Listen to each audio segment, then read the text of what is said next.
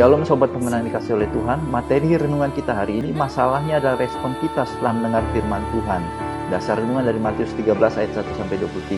Inti renungan kita hari ini, hati dan akal budi yang baik setelah mendengar firman Tuhan pasti menghasilkan kehidupan yang berkenan kepada Allah Sang Penabur benih.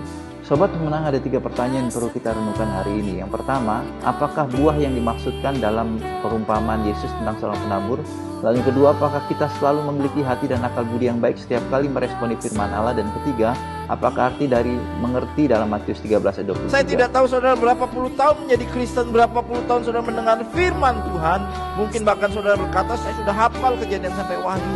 Masalahnya bukan menghafal Kejadian sampai Wahyu, tapi bagaimana mengimplementasikan, membuahkan benih firman itu dalam hidup kita, sehingga orang lain bisa merasakan, oh ini orang Kristen. Ini yang jadi masalah saudara. Dalam peribahasa kita kenal, ada peribahasa yang mengatakan buah tidak pernah jatuh dari pohon.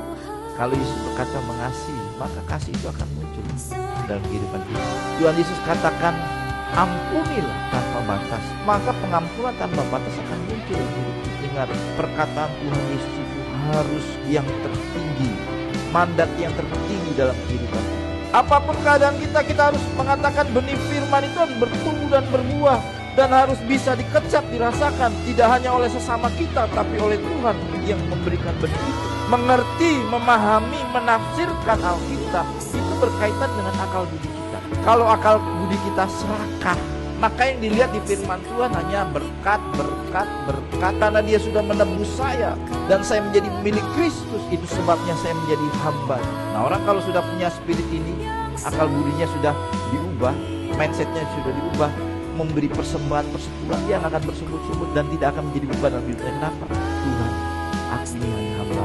Ketika aku terima berkat, maka ini milikku untuk persembahan. Tidak ada masalah.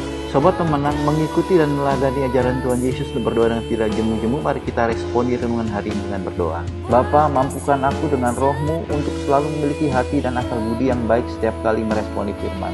Lalu pokok doa syafaat kita hari ini berdoa bagi kesehatan gereja dan badan-badan misi yang ada agar bersama-sama menuntaskan amanat agung membangun manusia unggul di era globalisasi.